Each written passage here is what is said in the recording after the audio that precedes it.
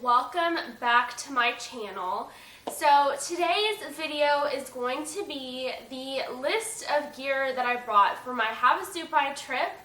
This was technically my first backpacking trip, so you can get a good idea if you are brand new at this and you have no idea what to bring. And also since I've already gone, I can kind of tell you what worked, what didn't work, and also like what I really suggest to bring. So let's just hop on into it, okay? So the first thing that I want to talk about, I think, is probably what everyone deems as the most important thing and the most vital thing, which I actually do agree with, and I think most people would, and that is my backpack. So your backpack needs to be super comfortable to you and also hold all the things that you need. Before I get into it, I want to mention that I did go with my husband, so both him and I carried the backpack and had the burden of carrying both of our stuff, so it wasn't nearly as bad for either of us because we got to split up the gear. But let me show you guys what my backpack looks like. Alright, so this is what my backpack looks like. It is called the Gregory Maven 55 Packs Women's Extra Small, and it is in the color Forest Gray. So I got my backpack at REI, and it was super important to me that I try on my backpack before I leave because I have a pretty bad lower back, and I just have to be really careful with how I lay things on my back. So it was super important for me to try a backpack on. So I highly suggest if you have an REI close by. We actually had to go an hour and a half out of our way to go to an REI, but it was so important for me to get a good one. So I probably spent like an hour or two trying on backpacks, and I ended up going with a Gregory. This is perfect for me for my lower back. It has a lot of great back structure, and I just really suggest going and trying them on because I was really surprised what worked and what didn't work and what ended up hurting me like not even 10 minutes after wearing it. So you can go and try it on, and they'll put stuff in the backpack and have you walk around the store, and you can kind of get a feel of what it would be like out on the trail. Okay, so the next things that I want to talk about are food and water, because I think those are also equally important as how you're carrying everything. So when you're in the canyon and when you're going down in the canyon, there are no water supplies other than a spring down in the campground. So you have to carry a lot of water in and out because, especially depending on what time of year you go, it's very hot and you will be sweating a ton. So you really need to stay hydrated. I know this is like what everybody says, but you have to stay hydrated in the desert. It's just such a must. So I brought a life straw, which is really cool mechanism. It has this thing in here where it filters out the water and cleans the water and makes it more pure. And this was just because my tummy gets upset pretty easily, so I just wanted to make sure whatever water I was drinking was relatively clean, or as clean as it could be. But honestly, the spring water is really great. So I did bring a life straw. And then I also brought one of these. This is just like a Nalgene. I'm sorry, I can never pronounce that word correctly. But this is just a water bottle, a reusable one, so that way I can fill it up and reuse it, obviously. The more water, the better. So for me, bringing 2 water bottles was the perfect choice. But I also brought my Camelback bladder, which I highly suggest because, like I said, the more water the better. If you can carry as much water as you can, I highly suggest it because, like I said, it is a desert, and depending on which time of year you go, it can be really hot, and especially when you're coming out of the canyon because you're going to be doing a ton of switchbacks the last like mile or two getting out. You're going to get really tired, and it's tiring, you know? So bring your water, stay hydrated, and do whatever you have to do to bring like the right amount of water. Now, as far as food goes, unfortunately I don't have any of the food with me because we went back in September. It is now April, so obviously we don't have any of our food. We ate it all. So we brought MREs, which are just like made ready to eat food, and you cook them in the jet boil or whatever your cooking mechanism is, and you can eat it. You just sit there and let it heat up and you're good. You can eat it. It's ready to eat. So we brought those. We also brought some oatmeal and some snack bars. One thing that I really wish that I would have put an emphasis on though was salty food. I brought a lot of like breakfast and snacky food, which were like more sweet. And I actually am a more salty person. I love salty and savory things. So I really wish that I would have brought some saltier stuff because down in the canyon, my body was craving salt. Like, I don't know why, but I was just having a craving for like potato chips, which were really, I don't know, kind of random, I guess, but it was like I could just tell my body really needed some salty food. But something that I highly suggest is bringing these little like squirt flavor things for your water. I'm not exactly sure what you would call these, but this one is a Mio Sport. There's tons of different ones out there, and you can get all sorts of flavors and different things like lemonade or Kool-Aid or whatever, and you just squirt it into your water and it makes the water flavored. I really suggest this because by like early day 2, I was craving something other than water. I am a huge water person. That's predominantly what I drink. However, when I'm sweating, I crave flavors and electrolytes. So we got the grape and like a blue raspberry one. Highly suggest this. Like, we'll probably never go camping or anything without this again. Also, the next thing that I want to talk about is clothing. So obviously I brought some hiking boots for my hike in and out, but there's a huge debate on whether like what type of shoes to bring, and trust me, I had my own experience with that, which I can go into another video because whoo, my shoe experience was intense and I ended up with some intense blisters. But if I could do it all over again, I would bring 3 pair of shoes, which might sound really insane, and why would you want to carry that? But trust me when I say carrying that little extra bit of weight will save your shoes. I would suggest to bring a really great pair of hiking boots. Whether you wear running, like, what is it called, trail runners, or ankle boots, or just regular little hiking shoes, whatever, make sure they're worn in, you like them, and they're great, because this terrain is very like not level. There's a lot of rocks, it's a lot of sand, and it kills your feet. So bring some hiking shoes for the in and out of the hiking down into the canyon and hiking out. And then as far as like water shoes, I would just suggest something with really good tread, because some of the rocks are really like slimy because of the water and like I guess the algae that's growing on it. I brought some old tennis shoes that I just ended up throwing away. This worked fine for me. I could get in and out of the water easily, but also walk around camp easily with these. And then I also brought some flip-flops, and these I threw these away afterward because they were just like cheap flip-flops, like $5 from like Old Navy or whatever. And I really suggest this because when you're in the middle of the night needing to go to the bathroom, you do not want to put like socks and shoes and all that stuff on.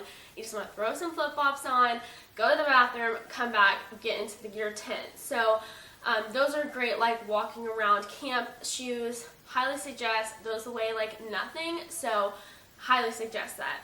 Also, something that I really suggest is some type of hat. I brought a ball cap, and then my husband brought, I can't remember the technical term for it, but it's one of those like bucket hat kind of things that has like the string around it at the bottom. Highly suggest this. Like I said, you're in the desert. Sun is intense, especially depending on what time of year you're going. Bring some protection for like suntan lotion and hats. You really need it. It's going to save your day, and it also just feels really nice to get the sun off your face. So really suggest a hat. And then I brought one bathing suit. I know some of the ladies out there love wearing tons of suits, and I'm the same way. I love bathing suits. However, you really need to start thinking about how much you pack, so don't pack a ton of suits. Bring your best suit, bring a comfortable suit, but also bring a suit that's like something you can hike and do stuff in. Sorry, this is like not the best showing of this bathing suit, but I just brought a one piece, a black one piece. It was great, it was comfortable, I can like hike and do all sorts of things in it, and I didn't feel uncomfortable in it, so that was like my main goal. And as far as other clothing, I brought one pair of leggings to hike in and out because I personally like to hike in long pants so I don't chafe or have any uncomfortable feelings in my legs. And then I brought one pair of shorts and three t-shirts, which might seem like a lot, but I wanted one t-shirt to hike out of that was super clean, one t-shirt to sleep in, and then one t-shirt to hike in and then like wear around camp. So for me, that was perfect. I obviously brought underwear. Underwear is one of those things that I will not skimp on. And then I brought, I think, 2 bras. One sports bra to hike in and one sports bra to just sleep in, because at night, even though I had been hiking all day, I just wanted to at least wear one clean pair of clothes going to bed. I did wear the same sleeping outfit, but at least it was like clean from just sleeping, if that makes sense. So those are my clothing. I did bring socks. I brought 2 pair of hiking socks and then 1 sock just to like wear around camp or whatever. So yeah, that's pretty much all that I can think of for clothing wise, and that worked great for me. Okay, so let's get on into like the type of gear that I brought. So this is the first thing that I really highly suggest. So I highly suggest some sort of flashlight because it's really dark down there. You don't have the lights of a city or anything like that. So your iPhone flashlight's great, but personally I wanted to conserve my battery on my flashlight on my phone so I could take pictures, and if anything happened I could use my phone. So I got this, and this is called the Black Diamond Apollo Lantern. And what I liked about this is that you could stand it up like this, you could also hang it like this, and the awesome thing is that it takes batteries, but also you can plug it into your USB drive and charge it, and it charges for quite a while. I forgot the timing, but I think it was something crazy like 96 hours it will stay on after a charge. So highly suggest that, and you don't have to carry around batteries if you don't want to. So that's what I really liked about this. We actually had a piece of string that we hung this on and put this over our picnic table so we could see at night while we were eating dinner and talking. And speaking of string, this is the string that I got. Really, you can get any type of rope. There's so much, like camping rope and stuff like that. I got this on Amazon for probably like $1, no joke. So super easy, super cheap, and a must if you want to pack your, there's a lot of critters, so you want to hang up your food, hang up things like that. So it's great for that kind of thing. And another lighting thing is this little light, and I can't remember exactly what this is called. I believe it's a black diamond as well. Yes, it is. So this is a black diamond light that you put around your head, and you just tighten it up like that. This was great for walking into the canyon because we started super early. So you wanted to have light for where you're going, but also this is also great when you wanted to go to the bathroom. Okay, so one of the most important things that I never realized that was going to be the most important things was a medical kit. We got this on a whim because we knew we needed to bring like band-aids and stuff like that, but we didn't think we needed to be like super crazy. But I ended up getting insane blisters. So I was so glad that we got this because I had to, I mean, I don't really want to go into detail about these blisters, but they're so nasty. But this had like band-aids and needles and nail clippers and just all sorts of things that you would never think you would need, but I actually needed. So pack some type of first aid kit. Your feet will thank you if you end up getting hurt. Okay, so as far as sleeping arrangements go, we did not bring sleeping bags because we went in September and it was super hot, like super hot. I kid you not, it felt like it was 100 degrees one night while we were sleeping. I did not get any sleep that night. So I did not bring a sleeping bag because I did not want to burn up. I'm already a hot sleeper, so what we did was we got this sleeping pad, and it is, let's see what brand it is. It is the This is the Climate Static V Recon sleeping pad, and it's super, super light. You just blow it up, and it's super easy to blow up, and it comes in this compact little bag, so you can put it in your backpack really easily. So this was more for comfort, so I could lay on. And then I also bought this. This is called a Bestie blanket from Kelty. It's pretty lightweight, and it's just a blanket. I use this more as comfort for anything. I actually slept on top of it. I put it down on my my sleeping pad, and I just laid on it so I didn't have to sleep on that like rubber of the sleeping pad. Super great, super comfortable. Glad I had something that was more like for comfort than anything. And then I also got a pillow, a blow-up pillow. This is from Nemo. It's all wrapped up right now, but let me show you guys what it looks like. Okay, so this is what it looks like this. Okay guys, I'm so sorry. My camera shut off, so I'm just going to tell you guys the last two things this way. This item is the Helinox outdoor chair. It is extremely light. This is 100% a luxury item. You do not need this by any means, but we loved having this because, again, I have a bad back, so it was really, really nice to have an actual chair with a back support. So love this, use it all the time. And then my last item is our tent. We use the Marmot Tungsten 3-person tent. We used the 3-person tent because we wanted a little bit of extra room, and we are really grateful we had that because we could set up and change, and it just didn't feel super tight. So this is what it looked like all set up. It was super nice and easy to set up. And also something that I really liked about it was that on both sides of the tent, you could open up the flaps and there was a lot of ventilation through it. So on those super, super hot nights, we could open it up and the air could freely blow across us, which was very needed. So that was great. And then this next clip right here is me showing you guys what it looks like inside. So you guys can obviously tell that it's a really nice tent, but lots of room. I love that they had like little bags on the side that we could put like our cell phone and camera and stuff. Okay, so I think that is all of the gear that we brought that was necessary for our trip.